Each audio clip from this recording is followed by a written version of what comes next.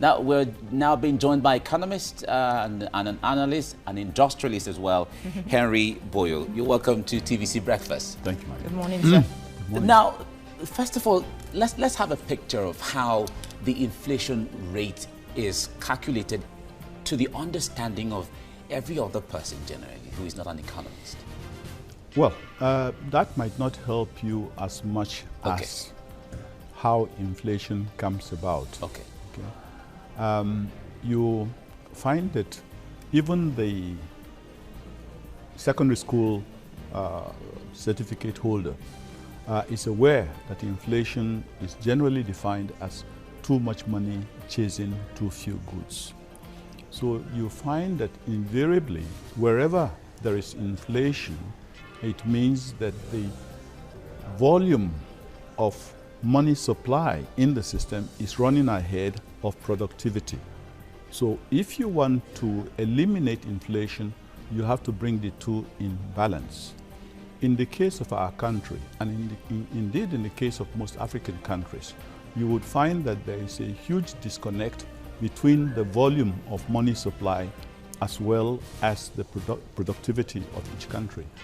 This is particularly evident in our situation, where the CBN has endlessly been mopping up surplus naira from the system.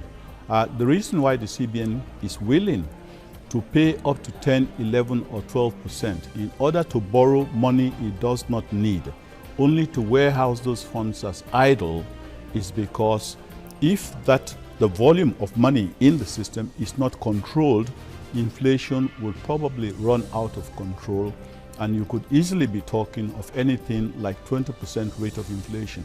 What is not often clear is that if inflation is even running at just 10%, it means every 5 years or so, anybody having static incomes, for example, the 18,000 naira minimum wage earner, would suddenly find after 5 years that he has lost 50% of the purchasing power of his income, and that's very bad.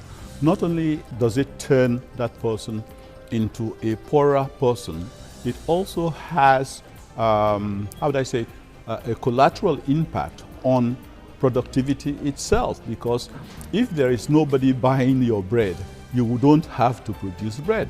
And particularly also, if you have to have borrowed 20%, at 20% in order to produce your bread, and there's nobody buying it or nobody who has the purchasing power to buy it, you also pack up and reduce the number of people that you employ. So there is a chain link between inflation, poverty, and the level of unemployment we have in the system. Okay, perhaps that's why some economists have suggested that the issue of inflation in Nigeria is perennially artificial, because the consumer price index is never really well calculated, isn't it? Well, I don't know about artificiality or whatever. What is clear is that if you should go into the market, particularly housewives, when they go into the market, they suddenly find that they are buying less and less with the housekeeping money that they are given. I think that is the critical aspect.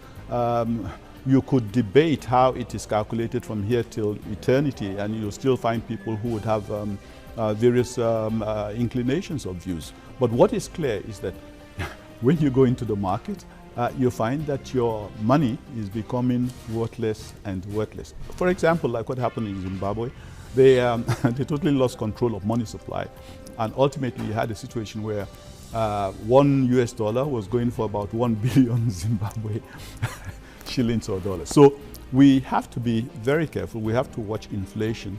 But at the end of the day, I think the critical thing is how do we stop it? Okay. Now, some time ago, economist Professor Pat Tomi made a statement saying that sometimes inflation is healthy for the economy. If that is economics as the case may be, what context of inflation can be healthy for the economy?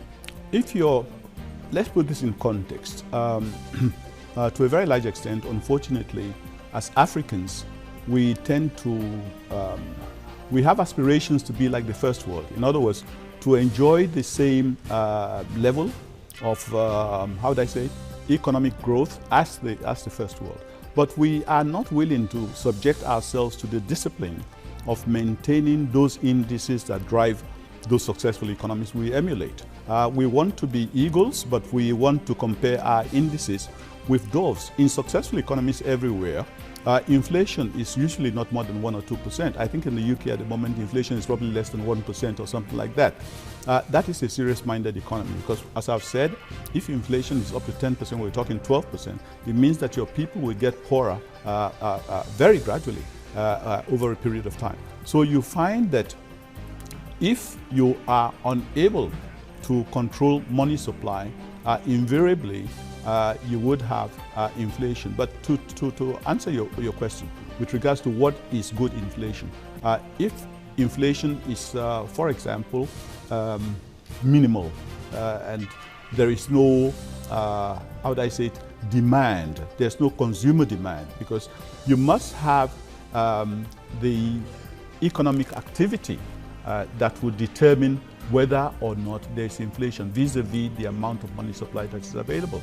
So if you have a situation where the economy is not moving, you might do certain things to instigate inflation so as to be able to ginger up productivity within the economy. But in our situation, we should not be talking about that type of situation, because we are totally on the opposite side of it. We are neck deep in inflation, and our people are getting poorer. All right, we have economist Ken Ife on Skype from Abuja. Many thanks for joining the conversation this morning on TVC Breakfast. We're talking, of course, about the rise in inflation in Nigeria. And according to the CBN governor, the cause of this particular rise is not due to too much money in circulation. It says it has to do with structural factors. Do you agree with him? Thank you very much for inviting me. Well, that is one side of the story. There's obviously no doubt that Nigeria's economy is undergoing immense structural change, because we just have to tackle with moving from an import-dependent economy to a much more balanced economy through a diversification strategy. And I'm still waiting to see what that strategy is and how we're going to push through that. But of course, the other part of the restructuring agenda is to attack the demand side that is asking for $4.66 billion when you're only getting $1 billion, to see if you can stem that demand and do an import substitution strategy, which would fundamentally restructure. But that is an argument for another day. I haven't seen serious action in those directions. But to connect to what my colleague has been saying, there is a supply, there's a demand pull and supply push factors on inflation.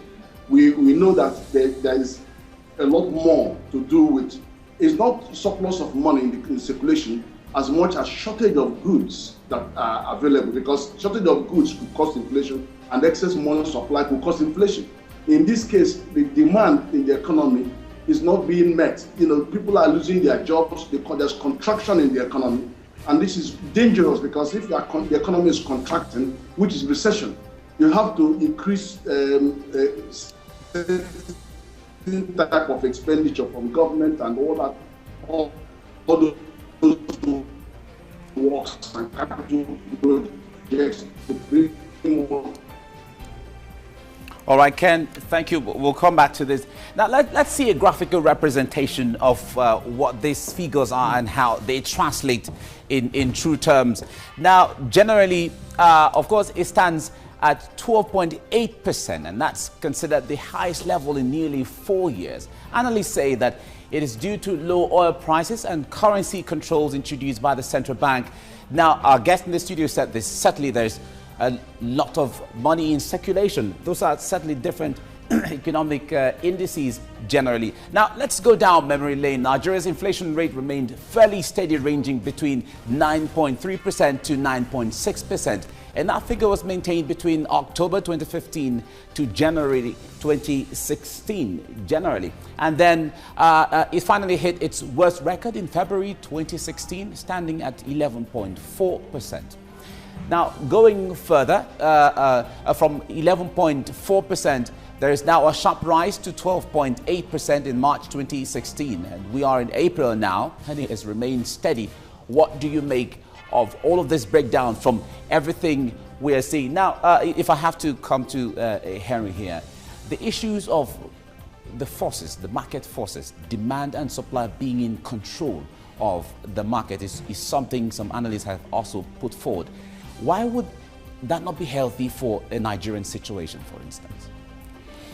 There's nothing wrong with the principle of demand and supply, and it operates within a market system in order to be able to allocate resources effectively. But unfortunately, you will find that in the market, market for petrol, for example, and also market for money in Nigeria, the market is supposed to determine its own prices, but unfortunately, the interference from government agencies often disrupt and distort the expectations of Nigeria for better results. All right, let's talk about the issue of food, a sub-index of this inflation, particularly that of food inflation. Why do you think that is on the rise? Because the bulk, the chunk of the rise now goes to the food sub-index. Why is that? Well, I think that is easy enough. I mean, it is clear that we have a very large population of 170 million, and it's growing. But unfortunately, we are not feeding ourselves. Not because we are not capable, but because the structures are not in place to encourage farmers to produce more. For example, even though you have been told of many agricultural intervention funds which have been made available to the sector, Nigerians are yet to see the actual benefit, probably because the intervention funds themselves were totally counterproductive, because you have a situation where the agency that controls money supply in your country readily admits that I have a problem with liquidity, such that I am prepared to borrow at 10, 11, 12% money that I don't need and warehouse that money, then you must be certain that there is crisis in the hands of the regulator of the banking system, which is the central bank. So if they themselves admit we have to do something so silly and so counterproductive, especially when the real sector is saying we don't have funds to invest, and yet you are prepared to borrow money you don't need at 10, 11 or 12% in order to control money supply, in order to halt inflation. So you find that there is a contradiction between the expectations of Nigerians and the product of the policies of the CBN, particularly with regards to the creation of Naira supply within the system. Okay. This is what drives the agricultural sector, this is what drives the mining sector, this is what drives economy and industry in general. All right, now let's take a look at the African going beyond Nigeria. Now, Nigeria is not left alone in this, as Angola's inflation rate has also risen to 23.6% year-on-year from 20.3% in February. Now, the Bureau of Statistics said this comes on the back of rising healthcare, food and drink prices generally. And then we have all of that. You have the comparison there. Now, Ghana is also battling with inflation rise, as the West African country's annual consumer price inflation rose to 19.2% in March from 18.5% in February. Now, the West African country is implementing a 3-year aid program with the International Monetary Fund in an attempt to remedy fiscal problems, including inflation persistently above government targets. Now, going further there, certainly Ghana seemed to have a blueprint to tackle this, and people will ask, how about Nigeria? The partnership with the International Monetary Fund is something that Nigerians usually become very emotional about. What's your reaction to this in this kind of partnership? I'm surprised that you say Ghana has a blueprint we should even look at. Yeah, it's unfortunate you said that, because you find that you cannot use as a point of superior reference a country which mops up excess liquidity with 25% interest rate. I mean, that's crazy. What then do you expect the real sector to borrow at? 40-something%? And you use that as a country of reference? Don't do that. In Nigeria, we are even... Well, we're just taking a look at... Yes, but don't make a reference to something that is inferior to yourself, and as if to say it's, you know. In the Nigerian situation, we are also beating the same path. We are borrowing money we don't need, or the government is borrowing money, the CBN is borrowing money it doesn't need at 12, 11% or whatever. At the same time, the liquidity surplus remains uncontrollable. So you continue to have these headwinds of money supply driving your inflation to levels which are uncomfortable for economic growth, driving your cost of funds beyond levels that are supportive of industrial growth, and also driving your exchange rate to levels which are totally inconsistent with the amount of foreign exchange you are earning. Okay, we still have our guest in Abuja via Skype, Mr. Ken Ife. Can you please react to what my colleague Joe said now? In comparison, Nigeria and some other African countries, are we doing that badly